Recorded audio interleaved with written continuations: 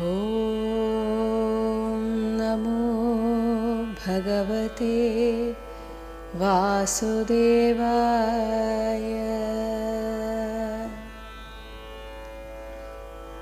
തങ്ങളുടെ ഭൗതിക സുഖഭോഗങ്ങൾക്കു വേണ്ടി ആശ്രയിക്കേണ്ട ഒരു ഇടനിലക്കാരനാണ് ഈശ്വരൻ എന്ന ഒരു ചിന്ത എങ്ങനെയോ ആളുകളുടെ ഉള്ളിലങ്ങോട്ട് ഉറച്ചുപോയി. ആ ഉറച്ചത് അത് തന്നെ ഭാവി തലമുറക്ക് ഇങ്ങനെ പകർന്നു കൊടുക്കുകയും ചെയ്യുന്നു. അങ്ങനെ ജീവിതകാലം മുഴുവൻ ഈശ്വരനെ തങ്ങളുടെ ഒരു ഇടനിലക്കാരനായിട്ട് ഉപയോഗിക്കാൻ മാത്രമേ ആളുകൾക്ക് അറിയുന്നുള്ളൂ.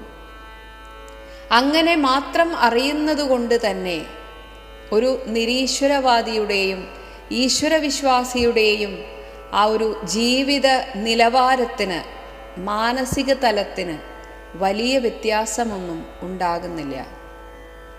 കാരണം ഈ ഈശ്വരവിശ്വാസിയും പല വിധത്തിലുള്ള ആഗ്രഹങ്ങൾ അത് നേടാനാണ് ജീവിക്കുന്നത്. അതിന് ഈശ്വരൻ്റെ സഹായം തേടുന്നു എന്ന ഒറ്റ വ്യത്യാസമേ ഉള്ളൂ. ഈശ്വരവിശ്വാസിക്കായാലും നിരീശ്വരവാദിക്കായാലും ആഗ്രഹങ്ങൾ എപ്പോഴും സമ്മാനിക്കുന്നത് ദുഃഖങ്ങൾ മാത്രമാണ്, നിരാശയാണ്.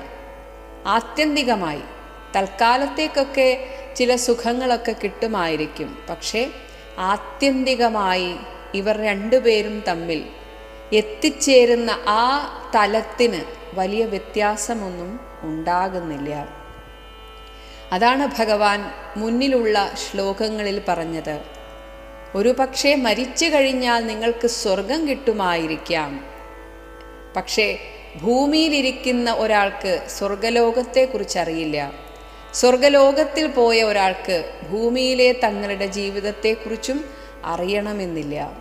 അപ്പോൾ പരസ്പരം അറിയാത്ത ഈ ജീവിതത്തെക്കുറിച്ച് അവിടെ പുണ്യം കിട്ടുമോ ഇല്ലയോ ഒന്നും അറിയാത്ത ആ ഒരു അനിശ്ചിതാവസ്ഥയേക്കാൾ എന്തുകൊണ്ടും നല്ലത് ഇവിടെ ഈ ഭൂമിയിൽ ജീവിച്ചിരിക്കുമ്പോൾ എങ്ങനെ സുഖമായി ജീവിക്കാം, അതാണ് വേണ്ടത്. അതിനെന്തു വേണം? ഭഗവാൻ പറയുന്നു, അതിന് അനന്യമായ ഭക്തി വേണം. ആ അനന്യഭക്തി ഉണ്ടെങ്കിൽ എന്താണ് ഗുണം? ഇത് രണ്ടും ഭഗവാൻ നമുക്ക് ഒരു ഉറപ്പായിട്ട് ഒരു വാക്ക് തരികയാണ്. ഭഗവാൻ 22ാമത്തെ ശ്ലോകത്തിൽ അനന്യാശ്ചിന്തയന്തോ മാം യേ ജനാ പര്യുപാസതേ തേഷാം നിത്യാഭിയുക്താനാം യോഗക്ഷേമം വഹാമ്യഹം. ഏ ജനാഹ, ഏതൊരു ജനങ്ങളാണോ, അനന്യാഹ, അല്പം പോലും അന്യമനസ്കരാകാതെ ഭഗവാൻ തന്നെ ശരണം എന്ന ചിന്തയോടെ നിത്യം ഭഗവാനിൽ മനസ്സുറപ്പിച്ചുകൊണ്ട്, അതാണ് മാം ചിന്തയന്തഃ, എന്നെക്കുറിച്ചു മാത്രം സ്മരിച്ചുകൊണ്ട് എന്നാൽ ഈ ലോകത്തിൽ ചെയ്യേണ്ട കർമ്മങ്ങളൊക്കെ ചെയ്യുകയും ചെയ്യുന്നു. അങ്ങനെ പര്യുപാസതേ, സർവത്ര എന്നെ കണ്ട് എന്ത് ചെയ്യുമ്പോഴും ഇത് ഭഗവാനുള്ള സമർപ്പണം. ജീവിതത്തിൽ നേട്ടങ്ങൾ വരുമ്പോൾ ഇത് ഭഗവാൻ എനിക്ക് തന്ന ആ ഒരു അനുഗ്രഹം, എല്ലാം ഭഗവാന്റെ അനുഗ്രഹം, ഭഗവാന്റെ നിശ്ചയം, എനിക്ക് എന്ന് പറഞ്ഞിട്ട് യാതൊന്നും ഇവിടെയില്ല എന്ന് ചിന്തിച്ചുകൊണ്ട് ഉപാസിക്കുന്നത് തേഷാം, അങ്ങനെയുള്ളവർ, അവരെങ്ങനെയുള്ളവരാണ്? നിത്യാഭിയുക്താനാം. അഭിയുക്ത എന്ന് വെച്ചാൽ ഭഗവാന്റെ നേർക്ക്, അഭി എന്നാൽ നേർക്ക് നേർക്ക്, അഭിമുഖം എന്നാൽ മുഖാമുഖം. അതുപോലെ അഭിയുക്താനാം, ഭഗവാന്റെ നേർക്ക് ശ്രദ്ധ മുഴുവൻ വെച്ച തേഷാം, അങ്ങനെയുള്ള ആ ഭക്തന്മാരുടെ യോഗക്ഷേമം, അവർക്ക് ഈ ലൗകിക ജീവിതത്തിൽ എന്താണോ അത്യാവശ്യം അങ്ങനെയേ എടുക്കാവൂ. അല്ലാതെ അയാളെ ഒരു കോടീശ്വരനാക്കാം എന്നൊന്നുമല്ല ഭഗവാൻ പറയുന്നത്. അയാൾക്ക് ഈ ലോകത്തിൽ ഒന്നിനും ഒരു ബുദ്ധിമുട്ടുണ്ടാവുകയില്ല. അതാണ് യോഗക്ഷേമം. ലൗകികമായിട്ടുള്ളത് മാത്രമല്ല, ആധ്യാത്മികവുമായിട്ടുള്ള എല്ലാ ക്ഷേമത്തെയും. കാരണം നമുക്ക് ഇല്ലാതിരിക്കുമ്പോൾ മനസ്സ് അസ്വസ്ഥമാകും. അപ്പോൾ അത് ലഭിക്കുമ്പോഴാണ് ക്ഷേമമുണ്ടാകുന്നത്, മനസ്സിന് ഒരു സ്വസ്ഥതയുണ്ടാകുന്നത്. അത് ഒരു തവണ കിട്ടിയാൽ പോരാ. എപ്പോഴൊക്കെ നമുക്ക് ആവശ്യമുണ്ടോ അപ്പോഴൊക്കെ ഭഗവാൻ ആരുടെയെങ്കിലും രൂപത്തിൽ വന്ന് നമുക്കാവശ്യമുള്ളത് തരിക തന്നെ ചെയ്യും. അങ്ങനെ തരും എന്ന് ഭഗവാൻ ഉറപ്പു തരുന്നു. അവരുടെ ആ യോഗക്ഷേമത്തെ അഹം വഹാമി, ഞാൻ വഹിച്ചുകൊള്ളാം, ഞാൻ ആ ഉത്തരവാദിത്തം ഏറ്റെടുക്കുന്നു. ഇത് ഭഗവാൻ തരുന്ന ഉറപ്പാണ്. ആരൊക്കെയാണോ അല്പം പോലും അന്യമനസ്കരാകാതെ പരമാത്മാവായ എന്നെ തന്നെ സ്മരിച്ച് സർവത്ര എല്ലായിടത്തും എന്നെ തന്നെ കണ്ട് ഭജിക്കുന്നത്, എന്ത് ചെയ്യുമ്പോഴും എന്നെക്കുറിച്ച് ചിന്തിക്കുന്നത്, അങ്ങനെയുള്ള ആ ഏകാന്ത ഭക്തന്മാരുടെ ലൗകികവും ആധ്യാത്മികവുമായ എല്ലാ ക്ഷേമവും ഞാൻ കാത്തു സൂക്ഷിക്കുന്നു. നമ്മുടെ കർമ്മവാസന ക്ഷയിപ്പിക്കാനുള്ള 2 ഉപായങ്ങളാണ് ഭഗവാൻ പറഞ്ഞിരിക്കുന്നത്. ഒന്ന്, അനന്യചിന്തയോടുകൂടെ ഭഗവാനെ ഭജിക്കുക. ഇവിടെ വേറെ ആരെ നിങ്ങൾ ആശ്രയിച്ചാലും അവസാനം ദുഃഖിക്കേണ്ടി വരും. എന്നാൽ ഭഗവാനെയാണ് ആശ്രയിക്കുന്നതെങ്കിൽ ഈ ഭൂമിയിൽ തന്നെ ജീവിതം സ്വർഗമായിത്തീരും. പിന്നീട് സ്വർഗത്തിലേക്ക് പോകാൻ എന്ന് പറഞ്ഞിട്ട് പ്രത്യേകിച്ചൊന്നും ചെയ്യേണ്ടതില്ല. കാരണം ഈ ഭൂമിയിലെ ജീവിതം തന്നെ സ്വർഗമായിത്തീരും. ഒപ്പം പര്യുപാസനം, നിരന്തരമായ ആ ഒരു ചിന്ത. എന്ത് ചെയ്യുമ്പോഴും ആ കാര്യങ്ങളൊക്കെ ഭഗവാനോട് ചേർത്ത് വെക്കുക. പാചകം ചെയ്യുമ്പോൾ ഇത് ഭഗവാന് വേണ്ടി ഞാൻ പാകം ചെയ്യുന്നു. ഇനി അത് ഭക്ഷിക്കുന്ന സമയത്ത് എൻ്റെ ഉള്ളിലിരിക്കുന്ന ആ ഭഗവാന്റെ വിശപ്പ്, കാരണം ഈ ശരീരം എൻ്റെ അല്ല, ഭഗവാന്റെയാണ്. ഭഗവാന്റെ വിശപ്പാണ് ഞാനിപ്പോൾ ശമിപ്പിക്കുന്നത്. അങ്ങനെ ഇതൊരു ഉദാഹരണം മാത്രം. ഇങ്ങനെ എങ്ങനെയൊക്കെ ഭഗവാനുമായി ചേർത്ത് നിങ്ങൾക്ക് ചിന്തിക്കാൻ പറ്റുമോ അങ്ങനെയൊക്കെ ചിന്തിക്കുക. കാണുന്ന മുഖമൊക്കെ അത് ഭഗവാന്റെയാണ്, കേൾക്കുന്ന ശബ്ദമൊക്കെ ഭഗവാന്റെയാണ്. ഇങ്ങനെയൊക്കെ നമുക്ക് ചിന്തിച്ച് സർവത്ര ഭഗവാനെ കാണാനൊന്ന് സങ്കല്പിച്ച് നോക്കുക. അതാണ് പര്യുപാസനം. എന്നാൽ ഇതിൻ്റെയൊക്കെ ഇടയിലും നമ്മുടെ സാധാരണ ചെയ്യേണ്ട എല്ലാ നിത്യകർമ്മങ്ങളും ചെയ്തുകൊണ്ടേ ഇരിക്കുകയും വേണം.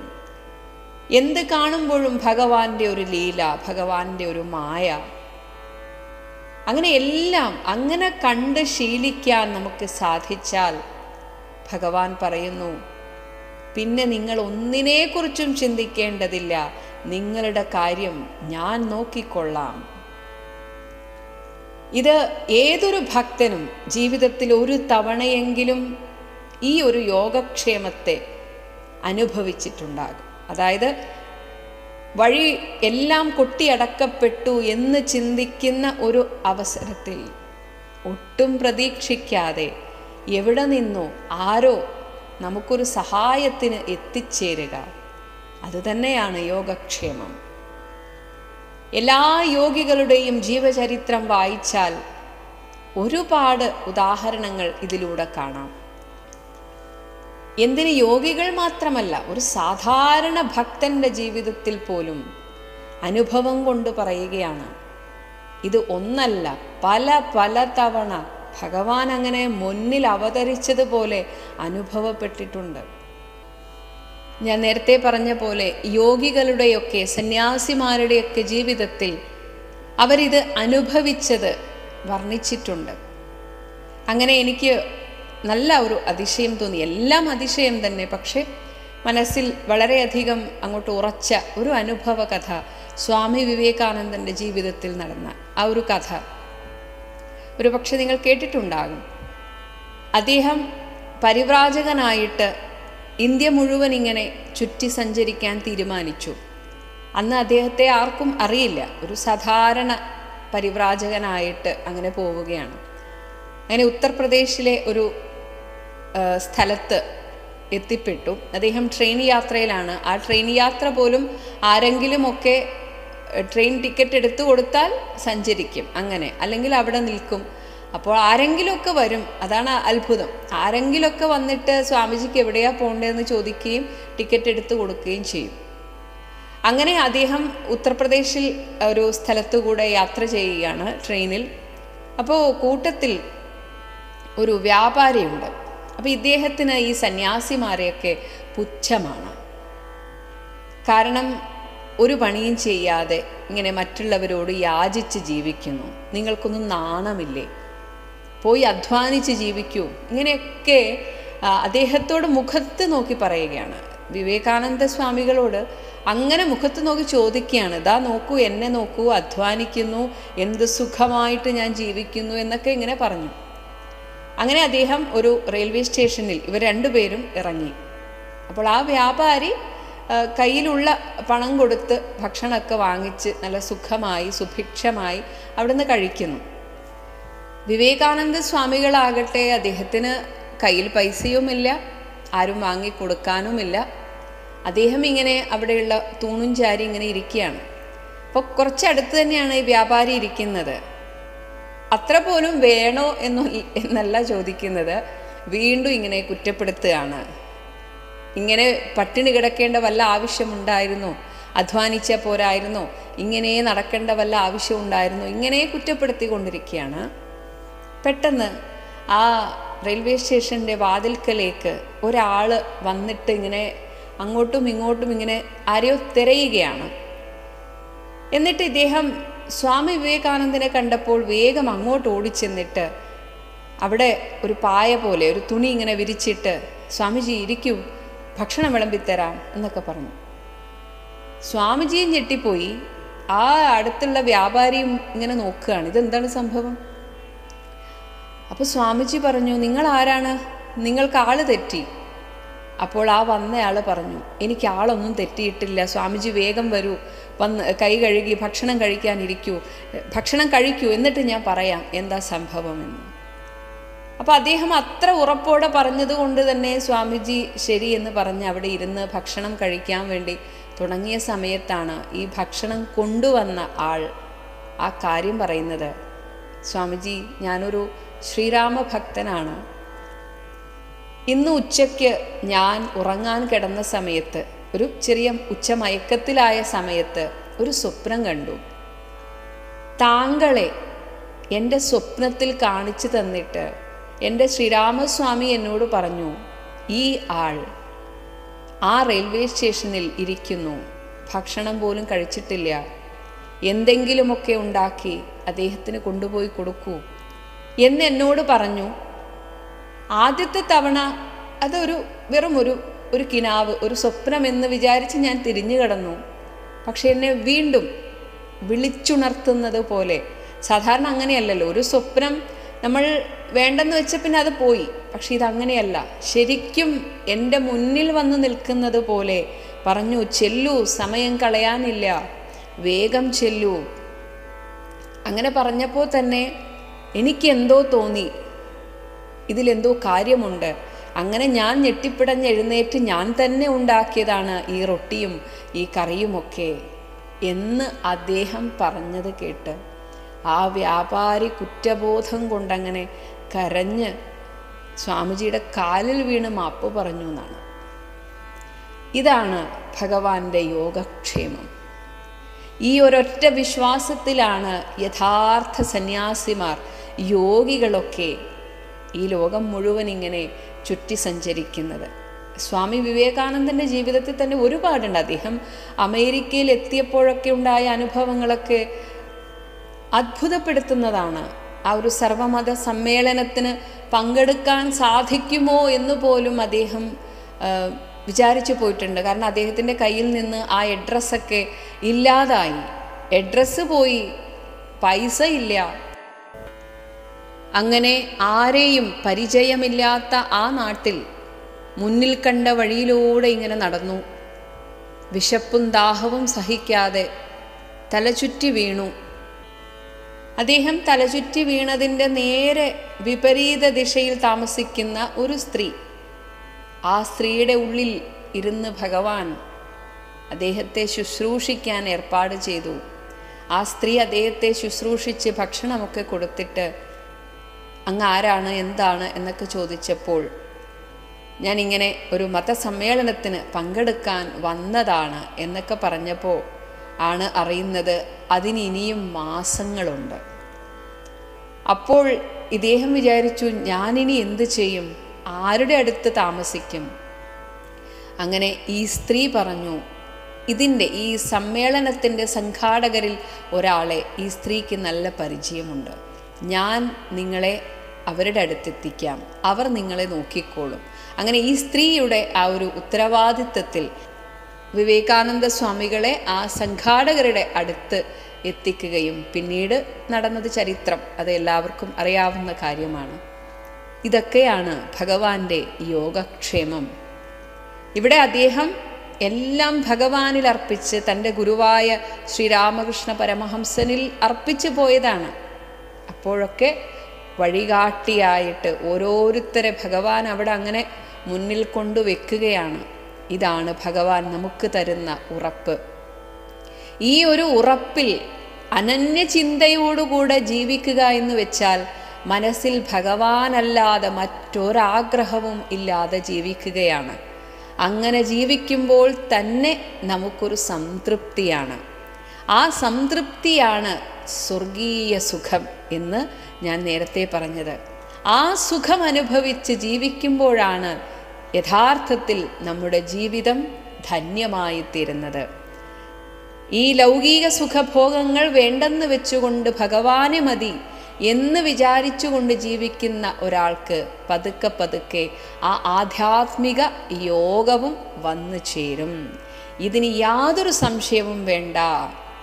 എന്നാൽ ഇങ്ങനെ ആഗ്രഹിക്കാത്തവരുടെ ജീവിതം വഴിയാധാരമായി പോവില്ലേ എന്നതിൻ്റെ ഉത്തരമായിട്ടാണ് ഭഗവാൻ പറഞ്ഞത്, ഞാൻ നോക്കും അവരുടെ ഉത്തരവാദിത്വം ഞാൻ ഏറ്റെടുക്കുന്നു. അവർക്ക് ഈ ലോകത്തിൽ ജീവിക്കാൻ യാതൊരു ബുദ്ധിമുട്ടും ഉണ്ടാവുകയില്ല. ഇത് ഞാൻ തരുന്ന വാക്ക്, ഭഗവാന്റെ വാക്കാണിത്. വിശ്വസിക്കുക, ശ്രദ്ധയോടെ അനന്യചിന്തയോടെ ഭഗവാനെ ഭജിക്കുക. മറ്റൊന്നും വേണ്ട. ജീവിതം സുന്ദരമായി തീരുമെന്നതിന് യാതൊരു സംശയവും വേണ്ട. അനന്യാശ്ചിന്തയന്തോ മാം യേ ജനാ പര്യുപാസതേ തേഷാം നിത്യാഭിയുക്താനാം യോഗക്ഷേമം വഹാമ്യഹം. അന്യദേവതകളെ ഫലകാംക്ഷയോടുകൂടെ ഭജിക്കുന്നതും യഥാർത്ഥത്തിൽ ആ ഭജനവും എത്തിച്ചേരുന്നത് ഭഗവാനിൽ തന്നെയാണ്. പക്ഷേ അവിടെ ആഗ്രഹത്തോടുകൂടെ ജപിക്കുന്നതിനാൽ, ഭജിക്കുന്നതിനാൽ ഭഗവാൻ പറഞ്ഞ ഈ ഒരു ഉറപ്പ് അത്തരക്കാർക്ക് ലഭ്യമാകുന്നില്ല.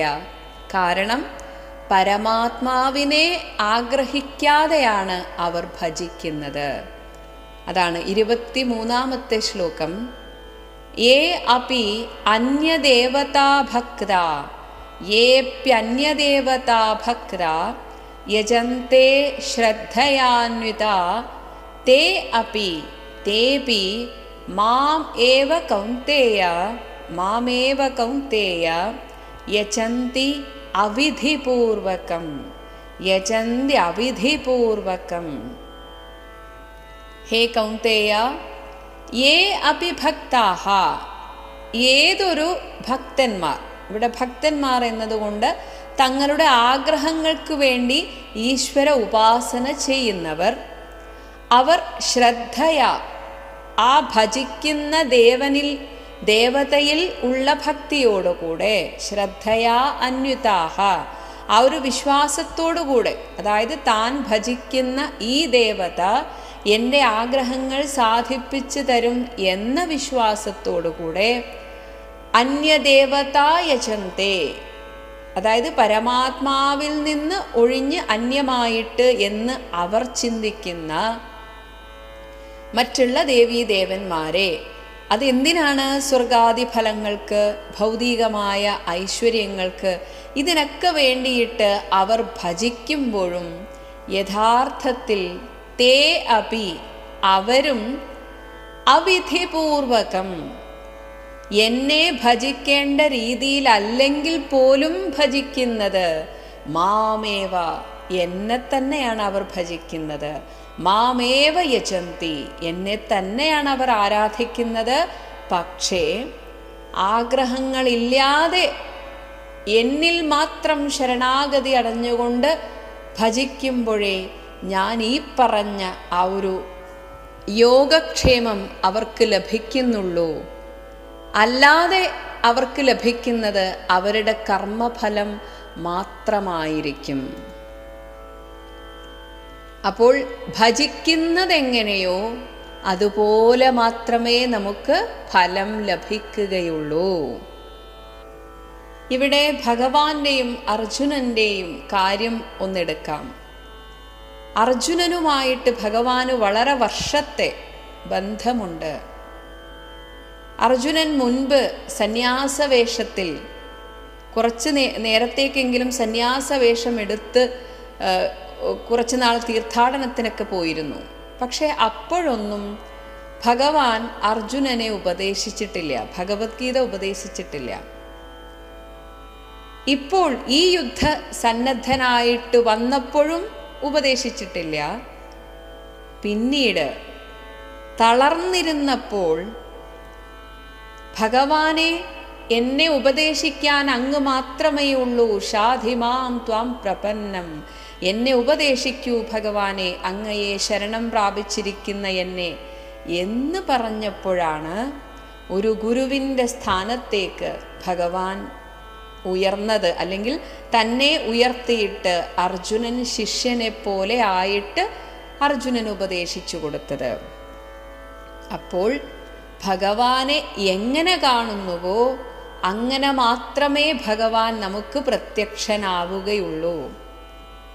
ഭഗവാനെ നിങ്ങളുടെ ഇഷ്ടദേവീദേവനായിട്ട് ഭജിച്ചുകൊണ്ട് എനിക്ക് ഇന്ന് ആഗ്രഹമുണ്ട്, എനിക്കൊരു കുഞ്ഞു വേണം, അല്ലെങ്കിൽ എൻ്റെ മക്കൾക്കൊരു കുഞ്ഞു വേണം, കല്യാണം നടത്തണം, ജോലി വേണം, ഇങ്ങനെയൊക്കെയുള്ള ആഗ്രഹത്തിനായിട്ട് അവനവൻ്റെ വീട്ടിനടുത്തുള്ള അല്ലെങ്കിൽ ഏതെങ്കിലും ഒരു ക്ഷേത്രത്തിലെ ഉപാസനാമൂർത്തിയെ ഭജിക്കുമ്പോൾ ഭഗവാൻ ആ പരമാത്മ ചൈതന്യം ആ രൂപത്തിൽ വന്ന് നിങ്ങൾ എന്താണോ ചോദിച്ചത് അത് മാത്രം തരും. അതും നമുക്ക് കുറേയൊക്കെ അതിനുള്ള ഒരു യോഗവും കൂടെ വേണം. അതേസമയം അനന്യചിന്തരായിട്ട് ഭഗവാനെ അങ്ങ് എന്താണോ എനിക്ക് വിധിച്ചത് അത് ഞാൻ സന്തോഷത്തോടെ സ്വീകരിച്ചു കൊള്ളാം, മറ്റൊന്നും എനിക്ക് ആവശ്യമില്ല എന്ന ചിന്തയോടെ, അങ്ങനെ അനന്യചിന്തയോടെ ഭഗവാനിൽ സമർപ്പിച്ചാൽ മനസ്സെന്നും ശാന്തമായിരിക്കുകയും ചെയ്യും. ജീവിതത്തിൽ ഒരു കാര്യത്തിനും ഒരിക്കലും ഒരു മുട്ടുണ്ടാവുകയും ചെയ്യില്ല. കാരണം ഭഗവാൻ അറിഞ്ഞ് എന്താണോ വേണ്ടത് അത് അപ്പോൾ നമുക്ക് എത്തിച്ചിരിക്കും. അപ്പോൾ നമ്മൾ എങ്ങനെ ഭഗവാനെ കാണുന്നോ അതുപോലെ ഇരിക്കും.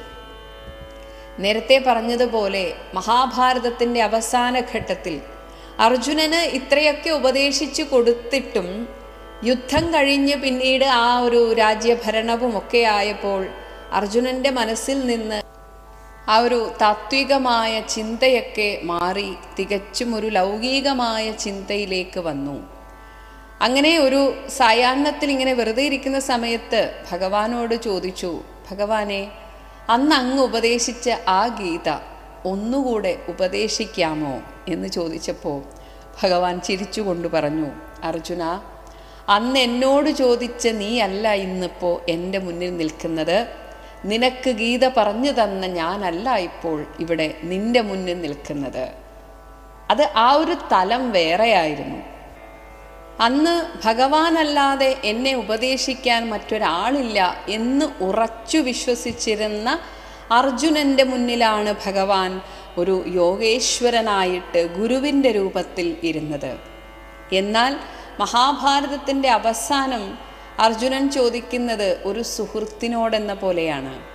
അപ്പോഴാണ് ഭഗവാൻ പറഞ്ഞത്, അന്ന് പറഞ്ഞ ഭഗവത്ഗീത നിൻ്റെ ഉള്ളിലുണ്ട്, അത് സമയമാകുമ്പോൾ അത് തെളിഞ്ഞുകൊള്ളും.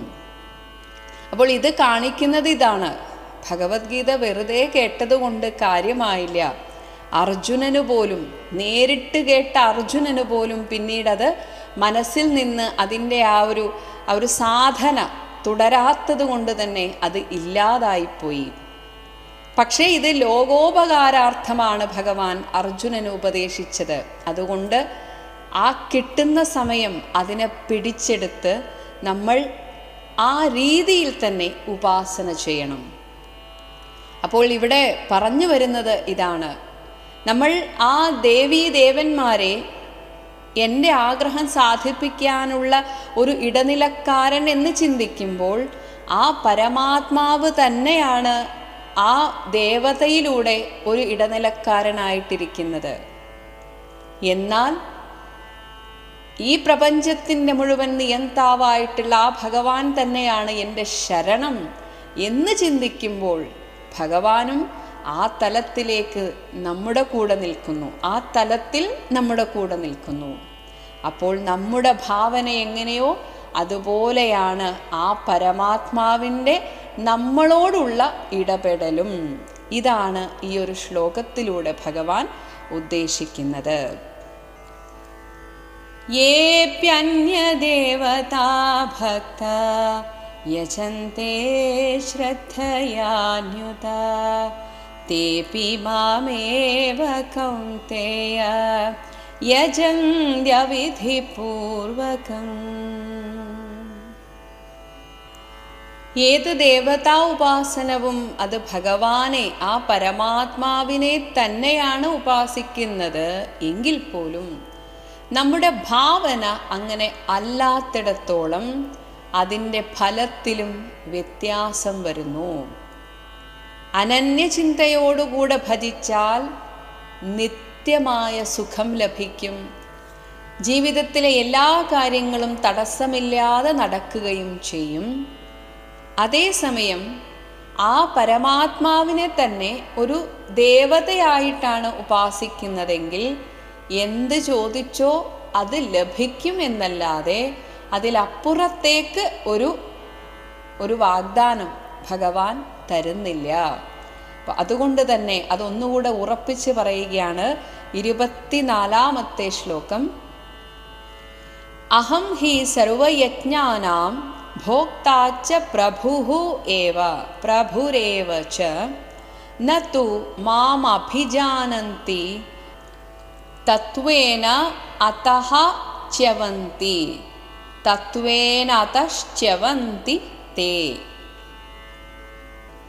സർവയജ്ഞാനാം എല്ലാത്തരം ആരാധനകളുടെയും ഭോക്ത സ്വീകർത്താവും പ്രഭുഹു അതിൻ്റെ ഫലദാതാവും അഹം ഏവഹി പരമാത്മാവായ ഈ ഞാൻ തന്നെയാണ് എങ്കിലും തേ ഫലം ആഗ്രഹിച്ചുകൊണ്ട് ഒരു ഇഷ്ടദേവതാരൂപത്തിൽ ഉപാസിക്കുന്നവർ തത്വേന സർവത്ര നിറഞ്ഞിരിക്കുന്ന ആ പരമാത്മാവാണ് ഞാൻ എന്ന താത്വികമായ രീതിയിൽ മാം എന്നെ നതു അഭിജാനന്തി അങ്ങനെ അറിയാതെ അവർ ഉപാസിക്കുന്നു.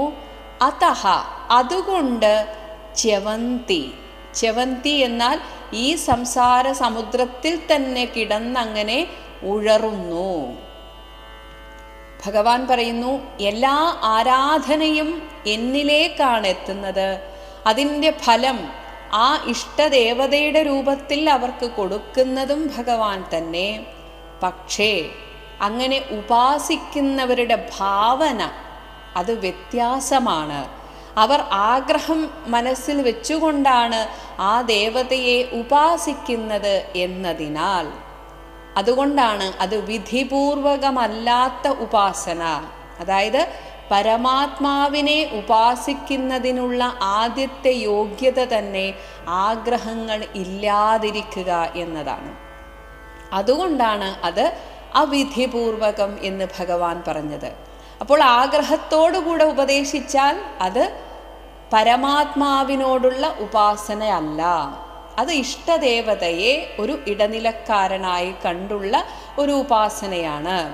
അങ്ങനെ ഉപാസിക്കുന്നവർ ആ പരമാത്മരൂപത്തിൽ എന്നെ അറിയുന്നില്ല, അതുകൊണ്ട് തന്നെ ഈ ജീവിതത്തിൻ്റെ യഥാർത്ഥ ലക്ഷ്യത്തെക്കുറിച്ചും അവരറിയുന്നില്ല. ഒരു നിരീശ്വരവാദി അവനവൻ്റെ ആ ഒരു അധ്വാനം കൊണ്ട് ഞാൻ നേടുന്നു എന്ന് ചിന്തിക്കുന്നതിന് പകരം ഒരു പക്ഷേ ഈശ്വരവിശ്വാസി ഭഗവാന്റെ അനുഗ്രഹത്താൽ എനിക്കിത് ലഭിക്കുമെന്ന് വിശ്വസിക്കുന്നു എന്ന വ്യത്യാസം മാത്രമേ ഉള്ളൂ. രണ്ടുപേരും അവസാനം പോകുന്നു വരുന്നു. ഒരു പക്ഷേ നിരീശ്വരവാദിയായിട്ടുള്ള ഒരാളും പുണ്യകർമ്മങ്ങൾ ചെയ്യുന്നുണ്ടെങ്കിൽ അയാളും സ്വർഗത്തിലെത്തും, തിരിച്ചു വീണ്ടും വരും. ഇതേപോലെ ഒരു പക്ഷേ ഒരു വിശ്വാസിയായിട്ടുള്ള ഒരാൾ ദുഷ്കർമ്മങ്ങൾ ചെയ്താൽ അയാൾ എത്തുന്നത് നരകത്തിലായിരിക്കും. അപ്പോൾ ഇവിടെ കർമ്മം തന്നെയാണ് പ്രധാനം.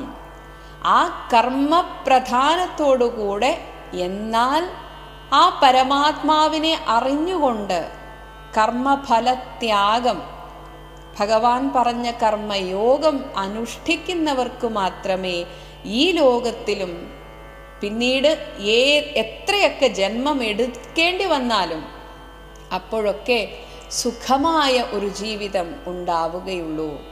അല്ലാത്ത ഒരു ഈശ്വര വിശ്വാസിക്ക് പോലും അവനവൻ്റെ ആഗ്രഹത്തെ സാധിക്കുമ്പോഴുണ്ടാവുന്ന താൽക്കാലിക സന്തോഷം മാത്രമേ ഉണ്ടാവുകയുള്ളൂ.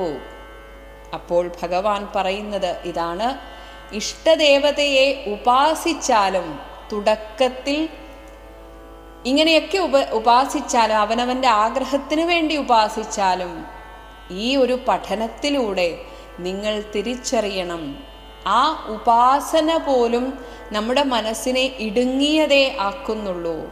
വിശാലമായ രീതിയിൽ ചിന്തിച്ചുകൊണ്ട് ആ പരമാത്മാവിൽ മനസ്സ് വയ്ക്കാൻ നിങ്ങൾക്ക് സാധിച്ചാൽ മനസ്സിൻ്റെ വിശാലത കൊണ്ട് ജീവിതത്തിൽ സുഖം ലഭിക്കും. ഇടുങ്ങിയ ചിന്താഗതിയുള്ള ഒരാൾക്ക് ഒരിക്കലും ആത്യന്തികമായ സുഖം ലഭിക്കുകയില്ല. സ്വർഗാദി സുഖങ്ങൾ കിട്ടിയാലും വീണ്ടും തിരിച്ച് ഈ ഭൂമിയിലേക്ക് വരണം. അതാണ് ഭഗവാൻ ച്യവന്തി, അവൻ നിപതിച്ചു പോകുന്നു എന്ന് ഭഗവാൻ പറഞ്ഞത്. വീണ്ടും ഈ സംസാര സമുദ്രത്തിലേക്കാണ് വീണ്ടും തിരിച്ചു വരുന്നത്. അതേസമയം ഭഗവാനിൽ മനസ്സർപ്പിച്ചുകൊണ്ട് ചെയ്യുന്നവർക്ക് മാത്രമേ ഭഗവാൻ നേരത്തെ പറഞ്ഞ ആ വാഗ്ദാനം, യോഗക്ഷേമം വഹാമി എന്ന ആ വാഗ്ദാനം ലഭിക്കുകയുള്ളൂ എന്ന് ഓർത്തുകൊണ്ട് ആ ഭഗവാനെ എപ്പോഴും ശരണം പ്രാപിക്കുക. ആ പരമാത്മ ചൈതന്യ സ്വരൂപനായിട്ട് തന്നെ ശരണം പ്രാപിക്കണം എന്ന് ഭഗവാൻ നമ്മെ ഓർമ്മിപ്പിക്കുന്നു. അഹം ഹി സർവയജ്ഞാനാം ഭോക്താ ച പ്രഭുരേവ ച ന തു മാം അഭിജാനന്തി തത്വേനാതശ്ച്യവന്തി തേ. ഓം ശ്രീകൃഷ്ണാർപ്പണമസ്തു.